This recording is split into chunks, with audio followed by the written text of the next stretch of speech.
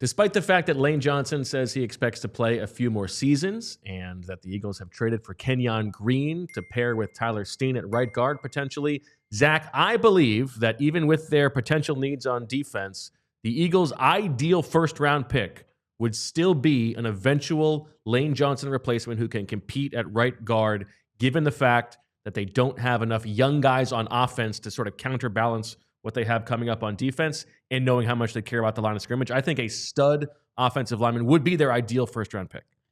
I think it would be up there, right? I mean, I think they would love it if the priority meets the value at 32 or in that range.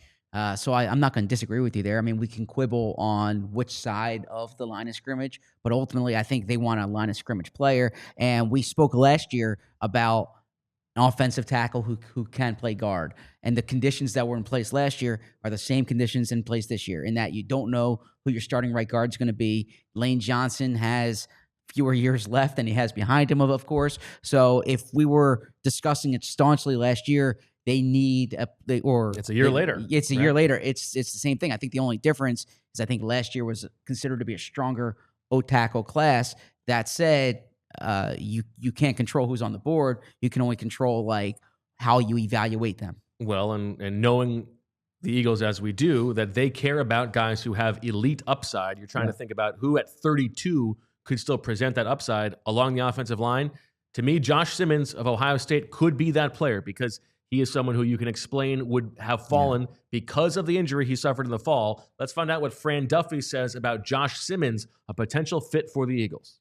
All right, time now to talk about Josh Simmons, the left tackle from The Ohio State University. Now, the big thing with Simmons, he started his career at San Diego State, was a right tackle out there for the Aztecs, transferred after a year, and goes to Ohio State in the 2023 offseason, started at left tackle the last 2 years. And when you watch him, to me, the superpower there for Josh Simmons, his athleticism, his movement skills. He's extremely fluid, extremely loose. He's got great range. He's outstanding on the move. He looks good in pass protection. And again, on the move in the run game is where he really shines. He could be a weapon out in space for offensive line coaches and run game coordinators because of his ability to latch onto those moving targets and finish. I love his play personality. He's always trying to get defenders on their back. He's got some really impressive highlight blocks. I talked about the pass protection, what he looks like there. The highs are really, really high with Josh Simmons. He's really strong, can take on a bull rush well. He's got solid power, can move people in the run game. I mentioned the position versatility, the fact that he started at right tackle, then moved to left tackle at Ohio State, didn't miss a beat, and got better every single year. That first year at San Diego State, a little bit rough, a lot of penalties, not going to lie, but he got better each and every year.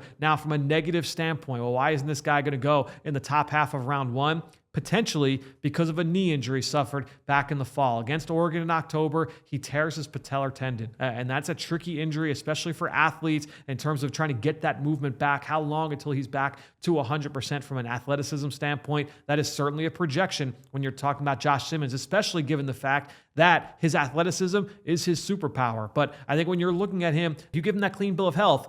All right, what are we now working with from a negative standpoint? What needs to improve? Well, talk about the small sample. He got hurt in October. In the 6 games prior to that, Ohio State didn't really go up against any pass rushers of note. The competition was a little bit weaker. So I think when you're looking at overall, what did you see from him this season? His best year wasn't against anybody of note from a talent standpoint along the defensive line. That said, he dominated the competition, which is exactly what you want to see him do, but you're dreaming. You're kind of pushing for what he could be. He was on track to be a top 10 pick before the injury. Are you able to get that type of player on a consistent basis? A team could feel that they get value there in the middle stages of round one or potentially later than that. But I think when you're looking at Simmons, again, a guy that was on track to be one of the top players selected in the offensive line in this class. He's got great athleticism, power, the finishing ability, the strength and pass protection. He's got some technique things to clean up from a hand standpoint. But I think when you're looking at the profile overall, the upside extremely high with Josh Simmons at left tackle or right tackle. The scheme versatility is apparent. He could be a blindside protector earlier rather than later. All right, Zach, so there's the breakdown on Josh Simmons. What do you think about the possibility of him landing with the Eagles at 32?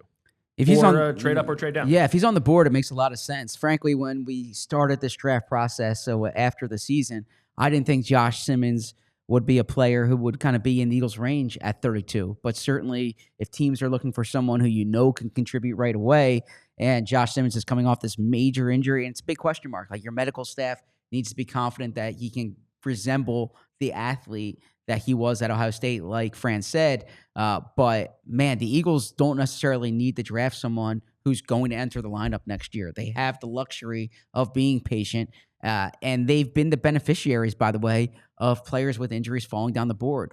Landon Dickerson's an example of it. Now, the flip side is Sidney Jones is someone who could never really get back to what he was pre-injury. So it is a gamble, but I think for the things we outlined before in terms of the way the Eagles prioritize that position, the prospect Josh Simmons is believed to be, if he's available because of an injury, it could be a boon for the Eagles.